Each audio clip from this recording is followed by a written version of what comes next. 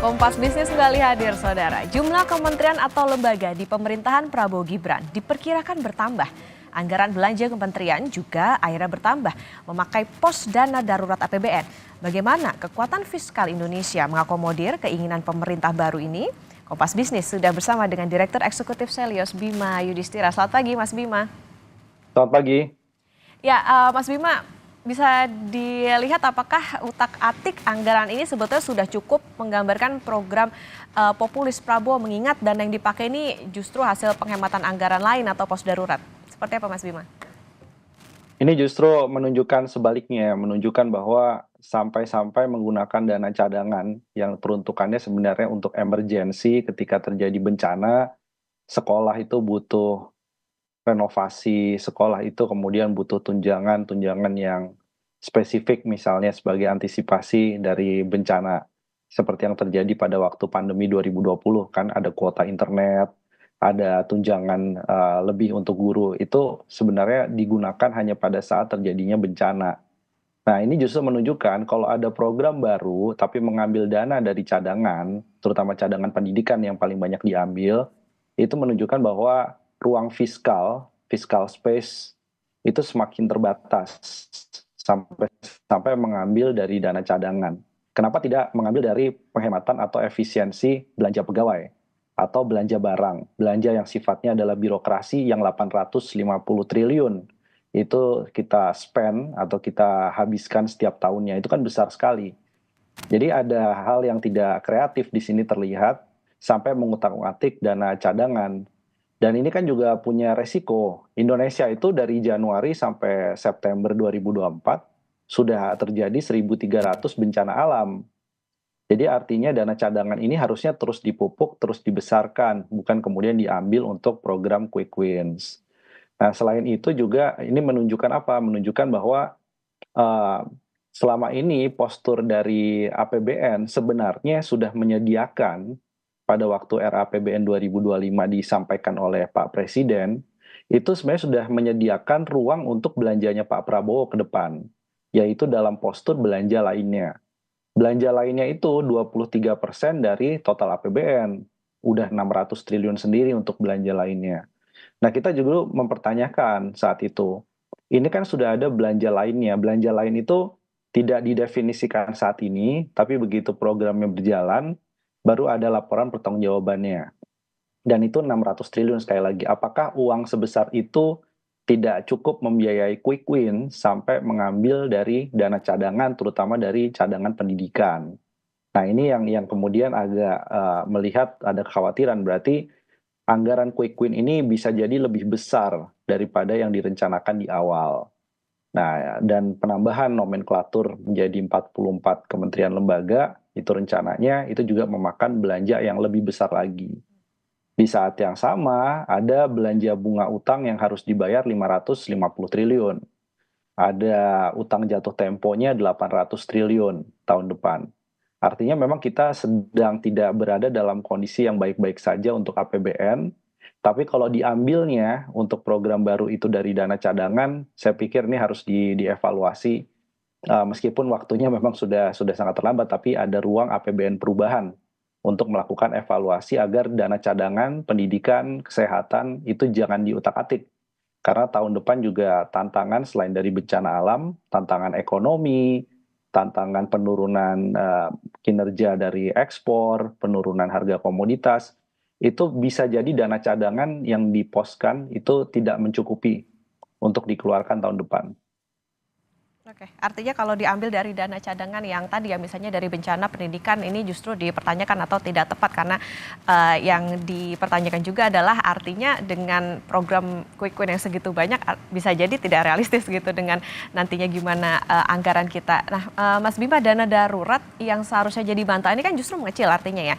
Jika ada gejolak ekonomi ataupun juga bencana alam, konsekuensinya apa sih bagi fiskal, masih cukup sehat nggak sih berangkas keuangan kita?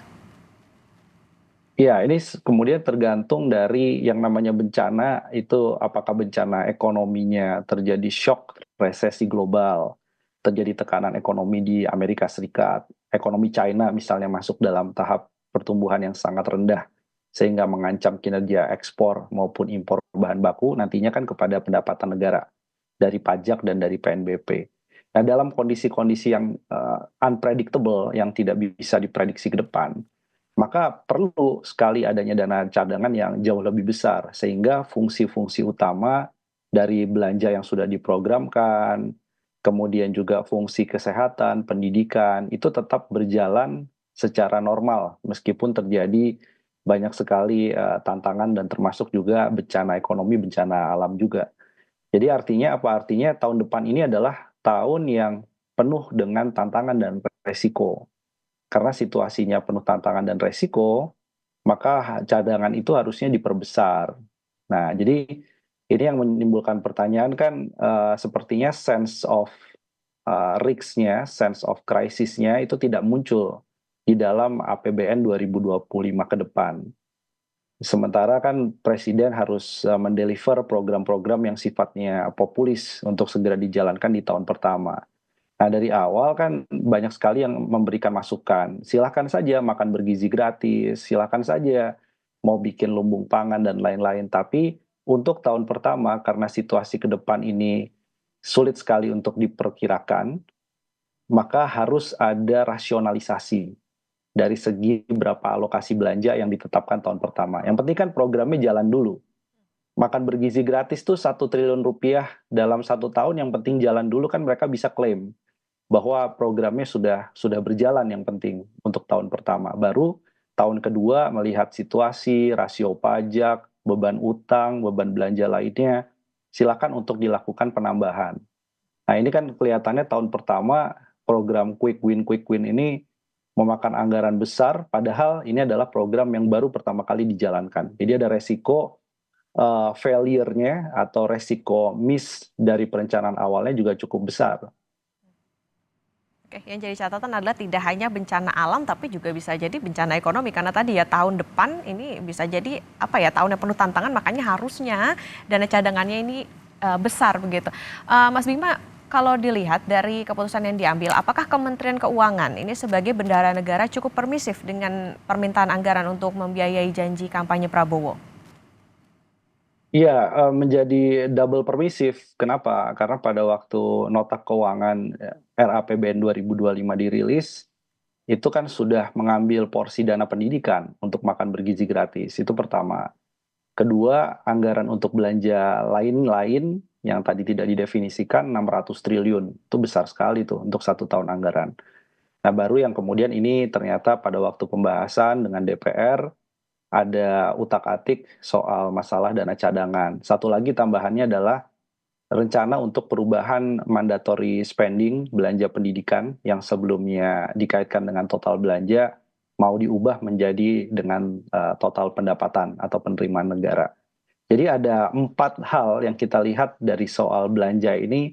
Menteri Keuangan di akhir jabatannya lebih politis dibandingkan seorang teknokrat.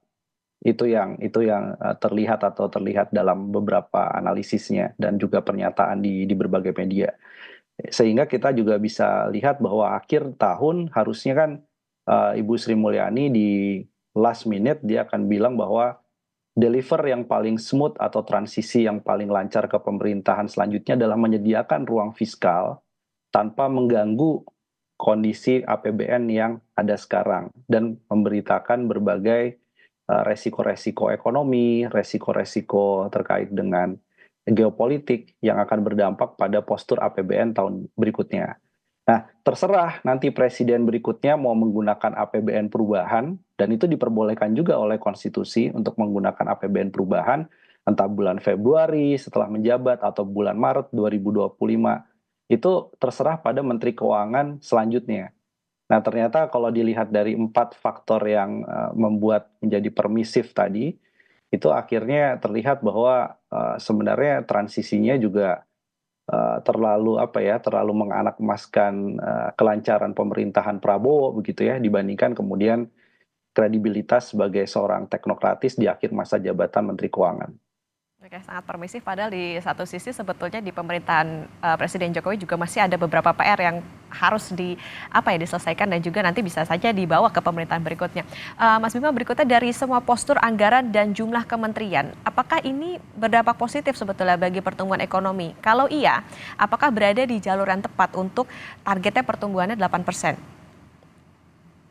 Negara yang semakin menuju pada fase pendapatan per kapita yang tinggi, menuju pada fase trajektori menjadi negara maju, adalah negara yang mempraktekkan lean birokrasi. Jadi birokrasinya itu lebih ramping, lebih efektif, tapi belanja modalnya untuk pembangunan infrastrukturnya berkualitas. Belanja untuk risetnya itu didorong. Tapi jumlah personil dan jumlah birokrasinya itu semakin ramping. Pelaku usaha juga menginginkan itu. Jadi menginginkan agar birokrasi itu tidak terlalu ruwet koordinasinya dengan berbagai banyak kementerian lembaga di sana yang punya peran kemudian yang saling tumpang tindih. Nah, kalau dikaitkan dengan rencana 44 nomenklatur kementerian lembaga, ini bukan persoalan hanya pada boleh atau tidaknya, tetapi ya ada konsekuensinya. Biayanya dari mana? Kalau biayanya kemudian dengan penerbitan utang baru, bunga utangnya akan semakin meningkat. Kemudian yang kedua adalah terkait dengan efektivitas pekerjaan. Apakah misalnya program pangan terkait dengan makan bergizi, kemudian terkait lumbung pangan, food estate, apakah tidak bisa dicantolkan kepada kementerian lembaga yang sudah existing tanpa membentuk kementerian baru? Nah, itu jadi pertanyaan. Jadi alih-alih melakukan efisiensi untuk belanja birokrasi sehingga uang lebih banyak untuk disalurkan ke sektor usaha swasta, masyarakat, UMKM.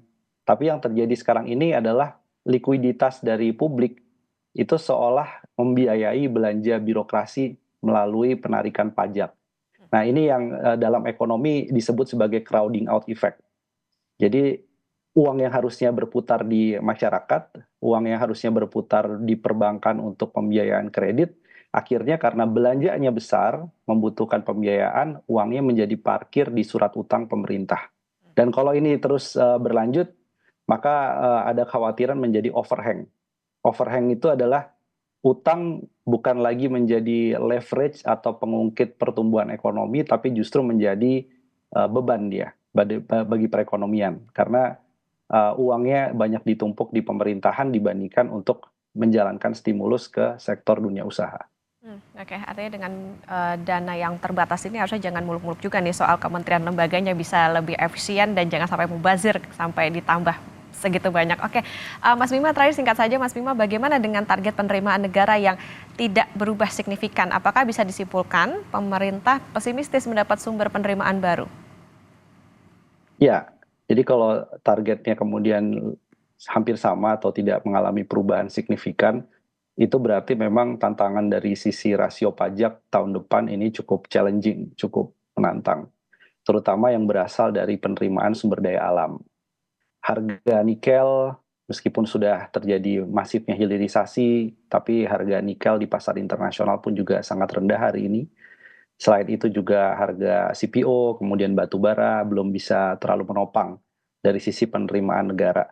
Artinya memang rasio pajak ini harus hati-hati. Begitu rasio pajaknya dicari dengan menyasar kelas menengah, efeknya nanti kepada konsumsi rumah tangga, kepada ekspansi dari dunia usaha juga, industri yang sedikit melemah tahun depan. Jadi dengan target yang ada sekarang pun juga pemerintah harus ekstra hati-hati dalam melakukan kebijakan perpajakan. Jadi harus menyasar basis pajak baru, jangan menyasar kelas menengah, karena bebannya sudah terlalu banyak. Oke, berarti memang lagi-lagi harus realistis, evaluasi juga harus diutamakan, dipertimbangkan soal tadi bagaimana untuk menjalankan program-program quick win, karena tadi dananya sebetulnya juga ada tapi terbatas sampai memakan cadangan, ada pendidikan, bencana, padahal seharusnya bencana itu yang perlu diperhatikan, tidak hanya bencana alam tapi juga bencana ekonomi, ini yang harus jadi pertimbangan di pemerintahan berikutnya. Terima kasih Direktur Eksekutif Selyos Mas Bima Yudhistira sudah bersama di Kompas Bisnis, sehat selalu Mas. Sama-sama.